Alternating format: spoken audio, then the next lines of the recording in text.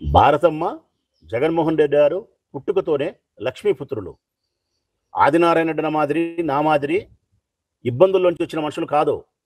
ఆదినారాయణ రెడ్డి గారి రాజకీయ జీవితం అంతా ఆర్థికపరమైన ఇబ్బందులతో వచ్చినది. 500 రూపాయలకు కూడా ఇబ్బందులు పడిన రోజులు ఉన్నాయి. వాళ్ళు రాజశేఖర రెడ్డి సహాయం చేస్తే నిలవని రాజకీయ కుటుంబం అది. వారు ఎమ్మెల్యేలు కాగలిగినారు అంటే, ఈరోజు ఈ స్థితిలో ఉన్నారంటే ఈ జిల్లాలో ఎవరిని అడిగినా చెప్తారు రాజశేఖర రెడ్డి పుణ్యం అని. ఈరోజు మేము ఎమ్మెల్యేలు కాగలిగినామంటే జగన్మోహన్ రెడ్డి పుణ్యం. 100% చెప్తా.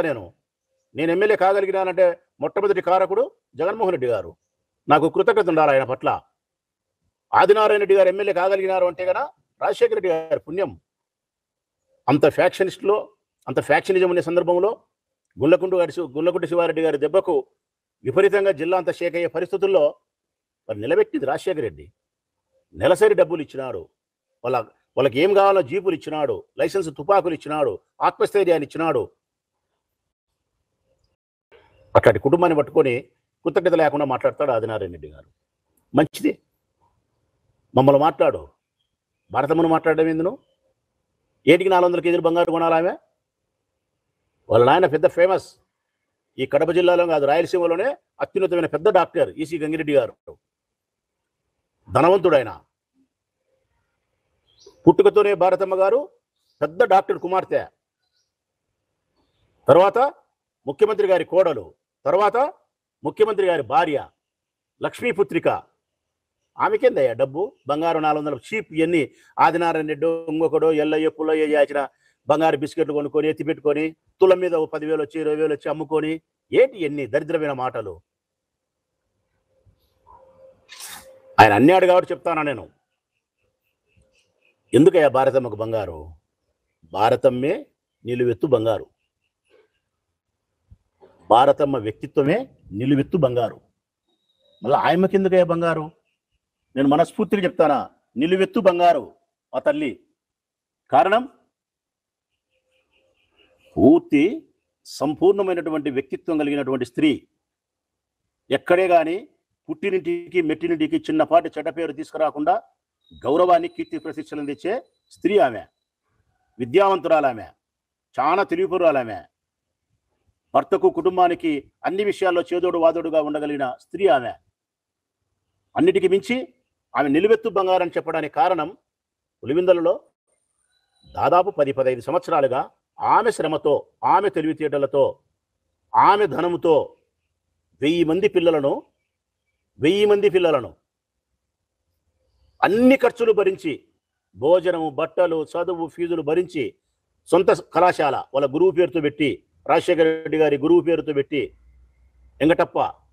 వెంకటప్పయ్య గారు 1000 మంది పిల్లలు చదివిస్తుంది ఆమె. ఈ మధ్యకాలంలో మళ్ళీ విజేత అని ఒక స్కూల్ ప్రారంభించింది ఆమె. మానసిక వికలాంగులను ఆ స్కూల్లో అడ్మిషన్స్ ఇస్తారు, ఉచితం.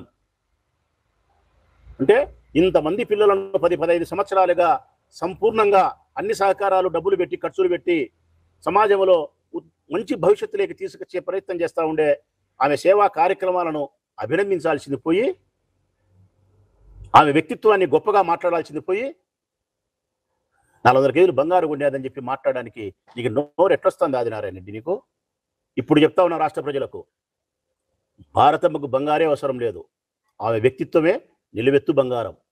మా అందరి హృదయాలలో, ఈ జిల్లా ప్రజల యొక్క హృదయాలలో, రాష్ట్ర ప్రజల యొక్క హృదయాలలో, ముఖ్యంగా కడప జిల్లా యొక్క ప్రజల హృదయాలలో భారతమ్మ యొక్క స్థానం నిలువెత్తు బంగారమే. ఆయన పట్టుకొని జగను, ఆమె కలిసి, భారతమ్మ గారు కలిసి వివేకానందరెడ్డిని హత్య చేసిన అంటావాను?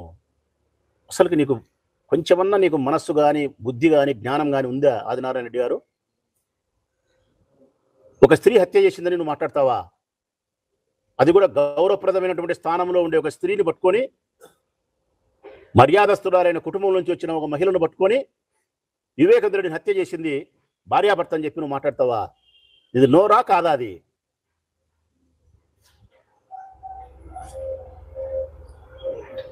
ఇంకా ఆయన మాట్లాడేది మాట ఏంటంటే, జైలుకి పోతారంట ఇద్దరు, జగను, భారతమ్మ జైలుకి పోతారంట. ఎందుకు పోతారయ్యా జైలుకు నాకు తెలియక అడుగుతా.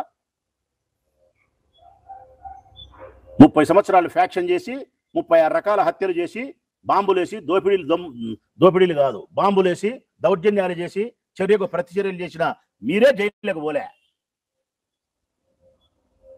ప్రజాసేవ కార్యక్రమాలు చేసే భారతమ్మ జైలుకు పోతుందే? ఇంత అపారమైనటువంటి ప్రజాబలం కలిగిన జగన్మోహన్ రెడ్డి గారు, ప్రజా సంక్షేమాన్ని ప్రజలకు అందించినటువంటి అత్యున్నతమైన సీఎం జైలుకు పోతాడా? నీ నోటికి ఏదొచ్చి అది మాట్లాడడం. ఇట్లా మాట్లాడడానికి ఏమి కారణం అని చెప్పి ప్రజలకు నేను చెప్పాల్సి వస్తే గన నాకు ఎప్పుడు అనిపిస్తుంది ఏ కాదులే. ఇంకా ఆయన మాట్లాడింది వైఎస్ఆర్ కాంగ్రెస్ పార్టీ అంతరించిపోతాదంట.